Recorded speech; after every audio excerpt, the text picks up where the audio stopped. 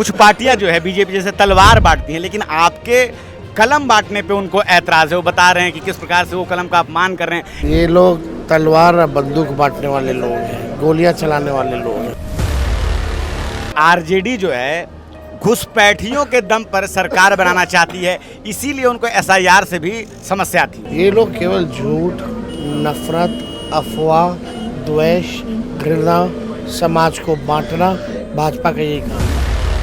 भाजपा कुछ भी कहे, उस सब लोग जानते हैं बीजेपी का मतलब बड़का झूठा पार्टी। नमस्कार, मैं रंजय कुमार और आपका स्वागत है द फ्रीडम वॉइस पर। और हमारे साथ आपको दिखाई दे रहे हैं तेजस्वी यादव, जो कि किसी परिचय के मोहताज नहीं है। और 16 सितंबर से बिहार अधिकारी यात्रा जहानाबाद से निकली है, जो कि आज वैशाली में, जो कि लोकतंत्र की जननी है, वहाँ पे ये समापन होने जा रहा है। सर, पहले तो आपका स्वागत है द फ्रीडम वॉइस पर। बहुत बहुत शुक्रिया रंजय जी। सर, सबसे पहले तो हम ये जानना चाहते हैं कि बिहार अधिकार यात्रा आप निकाल रहे हैं, तो आखिर बिहार को वो कौन से अधिकार हैं जो नहीं मिले हैं? क्योंकि भारतीय संविधान अधिकार तो सबको देता है, हर राज्य के निवासियों को देता है, तो पर्पस क्या है आखिर इस यात्रा का? देखिए, पढ़ाई, दवाई, कमाई, सिंचाई, बिहार सबसे गरीब है। क्यों है? बेरोजगारी सबसे ज़्यादा यहाँ, पलायन से मुक्ति चाहता है बिहार। बिहार में कारखाने लगे, उद्योग लगे, धंधे लगे, क्वालिटी ऑफ एजुकेशन जो है वो गुणवत्तापूर्ण शिक्षा लोगों को नहीं मिल पा रहा है। 3 साल में भी ग्रेजुएशन कंप्लीट नहीं हो पा रहा। लॉ एंड ऑर्डर बद से बदतर होता जा रहा है। यहाँ के अपराधी विजय और सम्राट बन गए हैं। तो बिहार को ज़रूरत है कलम की, काम की, कारखाने की। इसलिए हम बिहार के हर एक कोने कोने इस यात्रा के माध्यम से जा रहे हैं। और इस यात्रा में धूप है, बारिश है, रात हो, दिन हो, चाहे कोई जात के, हर वर्ग के, हर धर्म के लोग जो हैं इस यात्रा में हज़ारों लाखों की संख्या में आके इस यात्रा का समर्थन कर। सर, कुछ पार्टियां जो है बीजेपी जैसे तलवार बांटती हैं, लेकिन आपके कलम बांटने पे उनको ऐतराज़ है। वो बता रहे हैं कि किस प्रकार से वो कलम का अपमान कर रहे हैं, इसको भी वो मुद्दा बनाना चाह रहे हैं। ये लोग तलवार और बंदूक बांटने वाले लोग हैं, गोलियां चलाने वाले लोग हैं, अराजकता फैलाने वाले लोग हैं। जब भी कलम की बात आएगी तो इनको अच्छा नहीं लगेगा। तो आप बीजेपी का काम ही अफवाह फैलाना, झूठ बोलना, दंगा कराना, जुमलेबाजी करना चुनाव में। इसलिए इस बार चलने वाले लोग नहीं।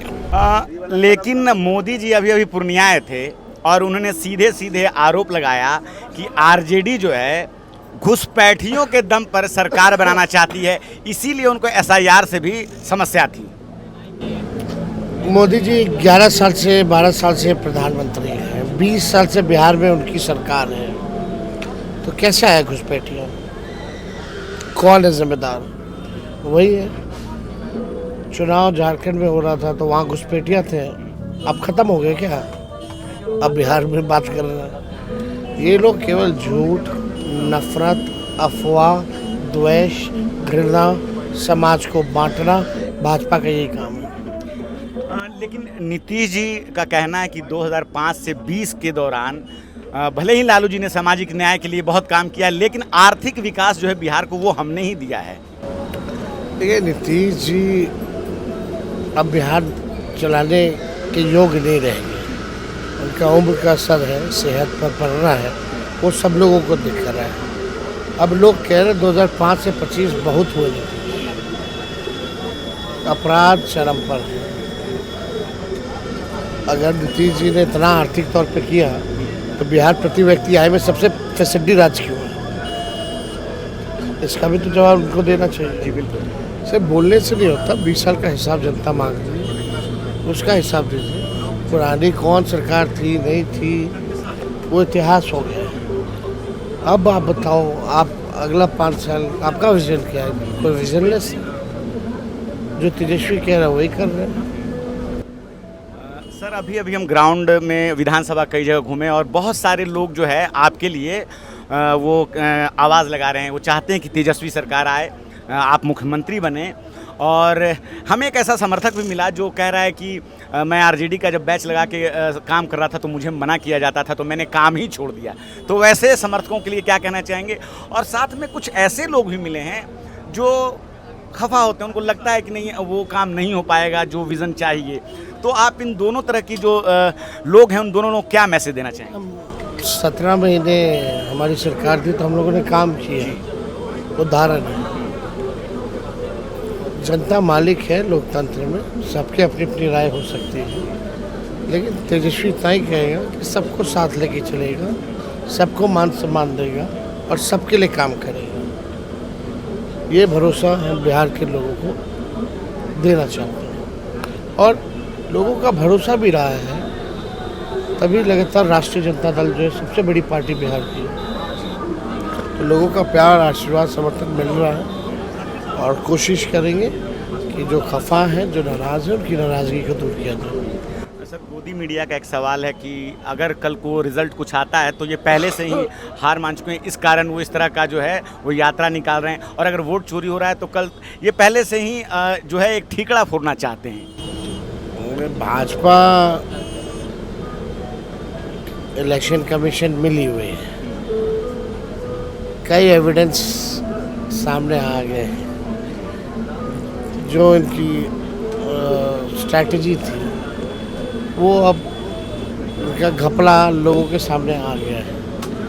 अब लोग इन लोगों को समझ चुके हैं कि क्या है। अब भाजपा कुछ भी कहे, उस सब लोग जानते हैं बीजेपी का मतलब बड़का झूठा पार्टी, जिंदा व्यक्ति को मृत्यु मारा। सुप्रीम कोर्ट में हमारी जीत हुई, आधार कार्ड जो हमारी मांगे थी सुप्रीम कोर्ट ने जायज़ माना और इलेक्शन कमीशन को फटकार लगाई। और आप भाजपा तो ऐसे विपक्ष एनडीए के लोग ऐसे कर रहे थे जैसे वो लोग चुनाव आयोग के प्रवक्ता हों। डिफरेंट एक बार भी चुनाव आयोग ने क्लैरिफाई जस्टिफाई नहीं किया, कोई प्रेस कॉन्फ्रेंस नहीं किया, हमारे को सेटिस्फाइड नहीं किया, तब हमको जाना पड़ा सुप्रीम कोर्ट। शुक्रिया। सर, एक आखिरी सवाल है बस। एक समय था इलेक्शन कमीशन जिसमें कि टीएन सेशन हुआ करते थे और उन्होंने बिहार का ही चुनाव करवाया था, तो वो टीएन सेशन थे, लेकिन आज वो चुनाव आयोग वैसा काम नहीं कर पा रहा है।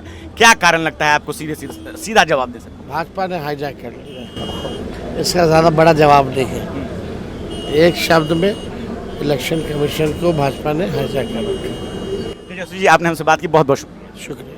तेजस्वी यादव। और बिहार में वोटर अधिकार यात्रा के बाद बिहार अधिकार यात्रा चल रही है। 16 सितंबर को ये जहानाबाद से शुरू हुई है, जो कि 20 सितंबर को लोकतंत्र की जन्म वैशाली में समापन होगा। धन्यवाद।